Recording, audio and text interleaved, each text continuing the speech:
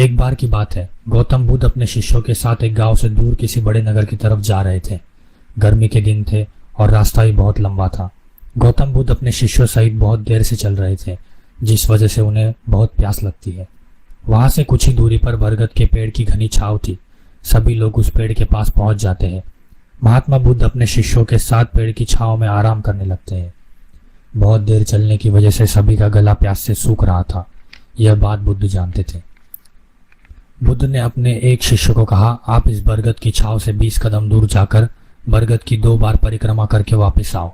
शिष्य वैसा ही करता है जैसा बुद्ध ने बताया। परिक्रमा के बाद जब शिष्य बुद्ध के पास आया तो बुद्ध बोले कि क्या आपको किसी ठंडी हवा का अनुभव हुआ था? शिष्य बोला, हाँ महात्मा बुद्ध, उस उत्तर दिशा की तरफ से मुझे कुछ ठंडी हवा का अनुभव हुआ था। शिष्य की यह बात सुन बुद्ध शिष्य से तुरंत बोले कि उसी दिशा में चले जाओ, जरूर वहां से कुछ ही दूरी पर एक तालाब अवश्य मिलेगा। उस तालाब से सबके लिए पानी ले आओ। शिष्य उसी दिशा में जब कुछ दूर जाता है तो वहां सच में एक तालाब होता है। तालाब देख शिष्य बहुत प्रसन्न होता है और तालाब के निकट जाकर जैसे ही तालाब से पानी भरने वाला होता है, तभी शिष्य की नजर वहां दूर तालाब में कपड़े धो रही कुछ स्त्रियों पर जाती है।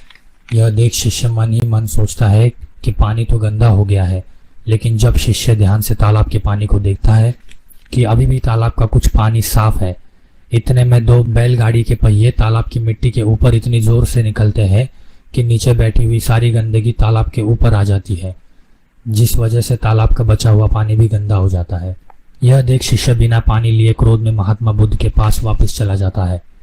शिष्य बड़े ही निराशा भाव से महात्मा बुद्ध को सब बात बताते हैं। शिष्य की बात सुन सभी शिष्य बोलते हैं कि हमें तुरंत यहाँ से निकलना चाहिए, किसी दूसरी जगह पानी की खोज करनी चाहिए, वरना प्यास के मारे जान निकल जाएगी। इधर महात्मा बुद्ध सबको शांत होने के लिए कहते हैं और बोलते हैं कि धीरज रखो, कुछ देर यहीं बैठो, उचित समय आने तक संयम बनाए रखो। सभी महात्मा बुद्ध की बातें सुनकर शांत हो जाते हैं और वहीं बैठ जाते हैं। कुछ समय बीत जाने के बाद महात्मा बुद्ध फिर से अपने शिष्य को उसी तालाब से पानी लाने के लिए कहते हैं। शिष्य बिना कोई सवाल किए उसी तालाब से पानी लेने के लिए फिर से चला जाता है। तालाब की हालत देख शिष्य को यकीन नहीं होता।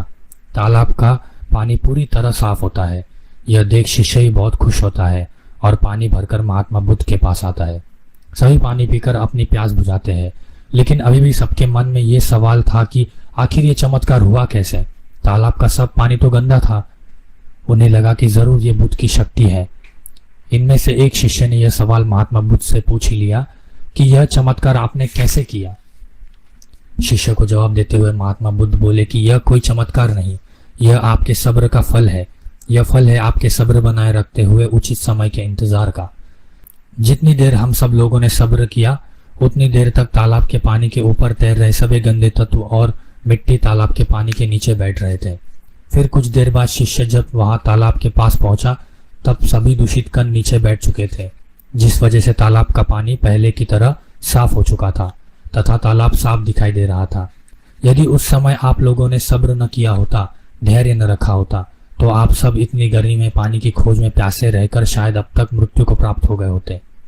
क्योंकि यहाँ से अगला कोई तालाब है या नहीं, और होगा भी तो क्या उसका पानी साफ होगा या नहीं, इन सब कारणों से आप कभी प्यास न बुझा पाते और प्यास से मर जाते।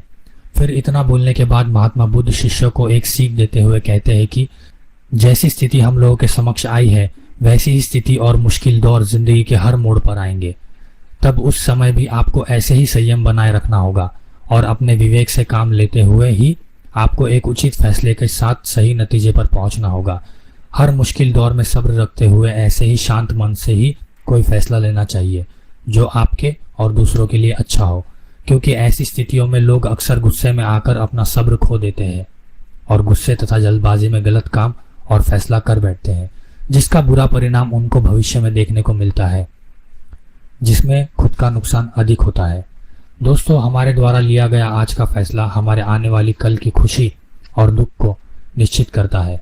तो दोस्तों, कैसी लगी महात्मा बुद्ध के विचार आपको और कैसे लगा ये वीडियो, मुझे कमेंट सेक्शन में ज़रूर बताना। अगर आपको वीडियो अच्छा लगा हो तो प्लीज़ लाइक कर देना, अपने फ्रेंड्स और फैमिली के साथ में शेयर कर देना और सपोर्ट करना। Thank you so much guys, bye.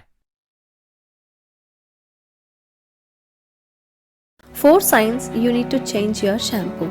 Your hair constantly looks dull and dry. You're experiencing weight